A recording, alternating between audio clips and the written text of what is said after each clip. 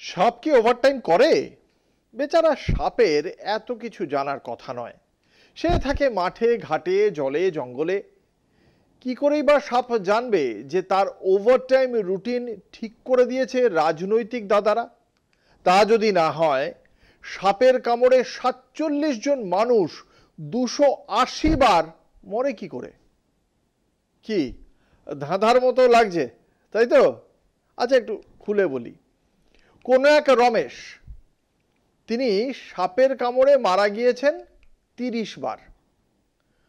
শুধু রমেশের নামেই জালিয়াতি হয়েছে প্রায় ১,২০,০০,০০০ টাকা।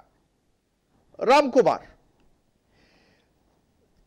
তার নামে সাপের কামড়ে মারা গিয়েছেন তিনি ১৯ বার। এভাবেই শুধুমাত্র মধ্যপ্রদেশের সিউনি জেলাতেই সাপের কামড়কে সামনে রেখে তুলে নেওয়া হয়েছে সরকারের প্রায় ১২ কোটি টাকা। গোটা মধ্যপ্রদেশের ১৩টি জেলার নানা রকম জালিয়াতিকে ধরলে এই দুর্নীতির পরিমাণ প্রায় ২৪ কোটি টাকা। মধ্যপ্রদেশে বিপর্যয় ও দুর্ঘটনায় ক্ষতিগ্রস্তদের আর্থিক সাহায্য দেওয়ার নামে এরকম বড়সড় দুর্নীতির অভিযোগ উঠল এবার। অভিযোগ এসেছে সরাসরি কন্ট্রোলার অ্যান্ড অডিটর জেনারেল বা ক্যাগের তরফ থেকে। স্বাভাবিকভাবেই এই দুর্নীতি নিয়ে বিজেপিকে নিশানা করেছে তৃণমূল। তৃণমূলের বক্তব্য, ১০০ দিনের কাজ নিয়েও দুর্নীতি করছে বিজেপি।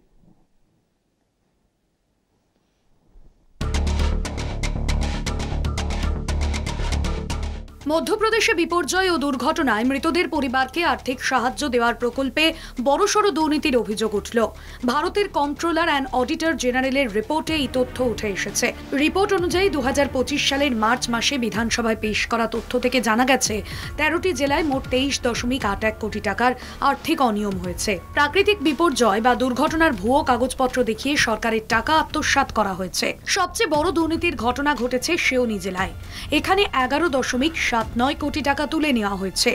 এক ব্যক্তি রমেশকে সাপের কামড়ে মৃত দেখিয়ে ৩০ বার ক্ষতিপূরণে প্রায় ১.২০ কোটি টাকার জালিয়াতি হয়েছে। রামকুমার নামের এক ব্যক্তিকেও মৃত দেখানো হয়েছে ১৯ বার।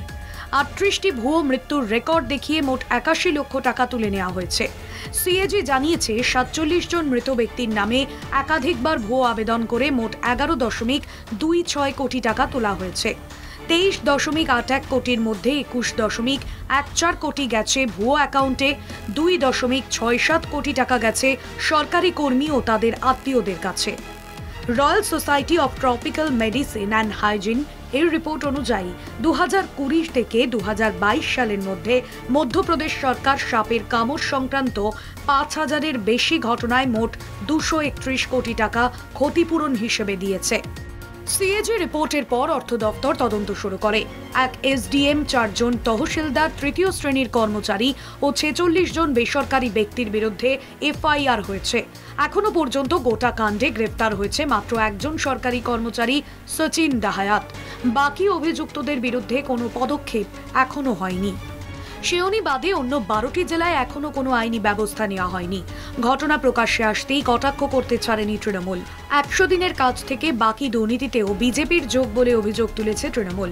নির্বিঘ্নে এত টাকার তছরূপ ও একাধিকবার এক ব্যক্তিকে মৃত দেখিয়ে কাগজপত্র তৈরি হওয়া তখনই সম্ভব যখন প্রশাসনের গভীরে দুর্নীতির ঘুঘু বাসা বাঁধে। কলকাতা টিভি।